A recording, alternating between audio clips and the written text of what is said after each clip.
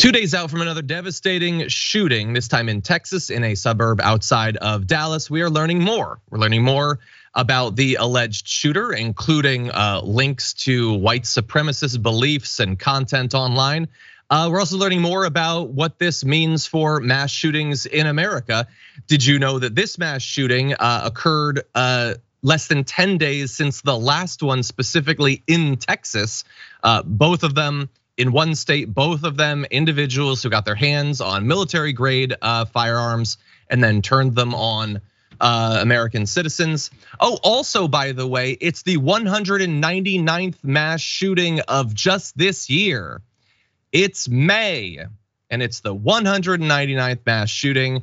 I would make a joke about, we're all on the edge of our seat to find out who's gonna be plagued with the 200th, but the shooting was 2 days ago, and so we've already had that 200th mass shooting. Let's keep it real. It might not be national news yet, but it happened somewhere. It destroyed a family or maybe a few. It destroyed a community, and it will soon be forgotten if it's ever mentioned on the national stage by the 201st, which will come probably later on today. That's America, everyone buckle up. That said, Mauricio Garcia is the name that has been pinned to the suspect. He was one of 7 people who died at the scene. 2 others died at the hospital. So 8 victims of the shooting. A witness, by the way, described finding a young boy alive under the corpse of his mother who died protecting him. I was pointing out last week during another one of these shootings that is now, like, forget the bald eagle as like sort of an image, a symbol for America.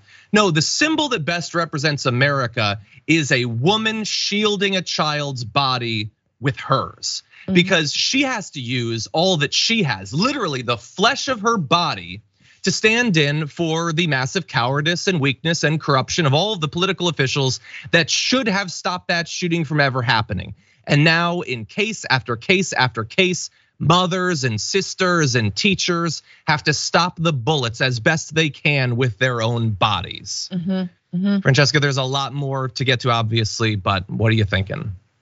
I mean, the same thing we think every time this happens. And why does it always have to fall on Mondays? Damn it. Because I don't have any more, like, I've cried a lot. I'm just now still reeling from, Jordan Neely's murder in New York, and then this, and that comes in the wake of the killing of the family in California by their neighbor with an AR-15. It's too much. It's too much tragedy. It's too numbing, and it's too awful. And so at this point, I think we can safely say that our government has failed to govern. And this is what the right has wanted for so long, for all kinds of reasons, right? They want to hollow out the government so that it is basically just a conduit from taxpayer money into private corporations. However that happens, lowest tax rates, subsidies and whatnot. But it has fundamentally failed in keeping us safe. We don't have health care, right? We don't have robust schools. Our police force kills us. Our police force leaves us unsafe to the point where people are taking like matters into their own hands and then killing one another. And then we're just riddled with guns. So we're completely unsafe. And that is the number one job of a government. If you can agree on anything, is to keep its citizens minimally safe. And I say citizens, not in the Greg Abbott way, all people who live here safe. And they can't do that. So I'm just wondering, like, what do libertarians think right now? Is it just like, well, you get a gun now? Is that your answer truly? Do you truly believe that? Or do you think that maybe the government has some kind of role in stopping this gun violence? Yeah, I mean, look, I guess I would say their government has succeeded. They being the ones who got the politicians they wanted. Our government, to the extent that it exists at all, has failed us. But we don't really have a government that represents us, obviously. Sure. I was noticing, if you go back to 2018, according to the Gun Violence Archive. Oh, by the way, I think it's important to fact check the media, including ourselves. We blew past 200 mass shootings over the weekend. We're like 203 or something. So sorry. In 2018, it took until July 31st to reach 200 mass shootings. Almost without fail, it's not taking as long. It was June 30th in 2019, June 16th in 2020, May 12th in 2021. Oh, improvement, May 15th in 2022, May 6th in 2023. Where do we think this is going in 10 years? Are we gonna break into February at some point? Do we get to January in our living experience? We're definitely moving in that direction because no one in power cares. No one. By the way, I'm including both the ones who desperately don't want anything to be done and those who theoretically would be okay with something being done but aren't doing what is necessary to make it actually happen. We're gonna get to Joe Biden's statement in a little bit. And you'll notice what I just said right there is that we're gonna get to his statement because he made a statement. That's what he did. Okay, well, look, we have a little bit more news. What do you know? He had an AR-15 style rifle and a handgun, oh, by the way. But this is almost a commonality amongst all of these. If you want to kill as many people as possible, you will go and buy the best weapon to do that. And so the question is, how good do we want that best weapon to be at slaughtering people?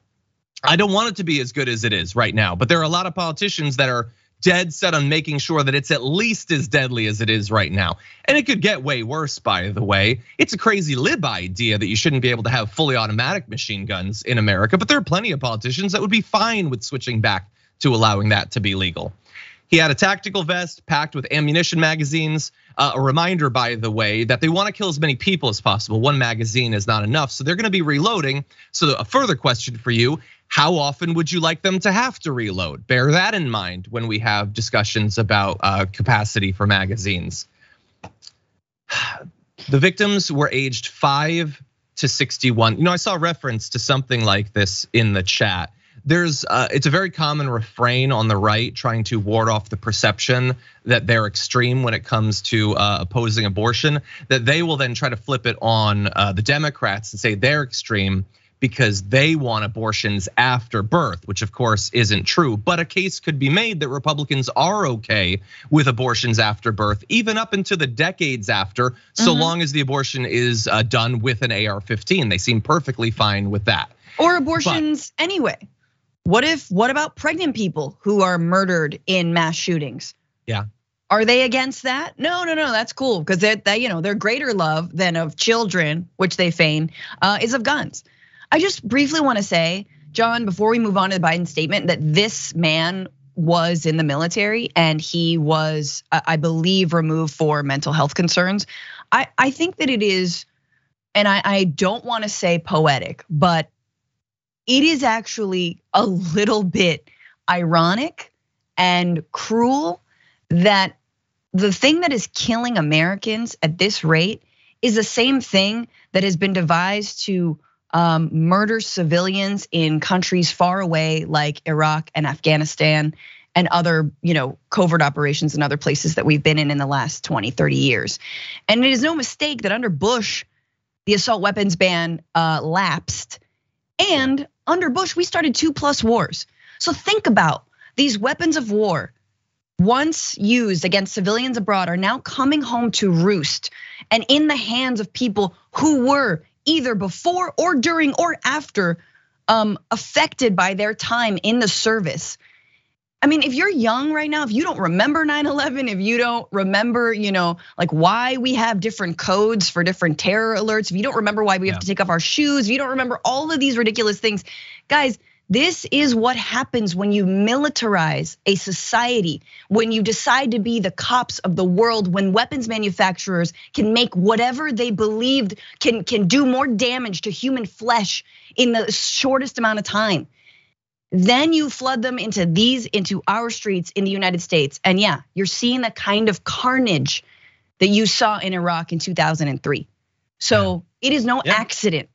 We have a lot of work to do. They're very cool though. The guns, they're very cool. They're very awesome. Some people, it's like that's their favorite thing, like an AR-15, like this shooter and many other terrorists, it's their favorite gun. It's also a lot of Republican politicians' favorite guns. That's why they love it so much that they have to put like a pin, because it's their favorite hobby. Not everyone does that, especially for things that don't kill people. I have a favorite board game. I don't have a pin made to show everyone that it's my favorite thing. And if people were going around the country taking copies of Eldritch Horror and murdering tons of people, I would probably be even less likely to have a pin made and wear it proudly if it turned out that my favorite hobby was also what terrorists use to kill people, but they go in a different direction.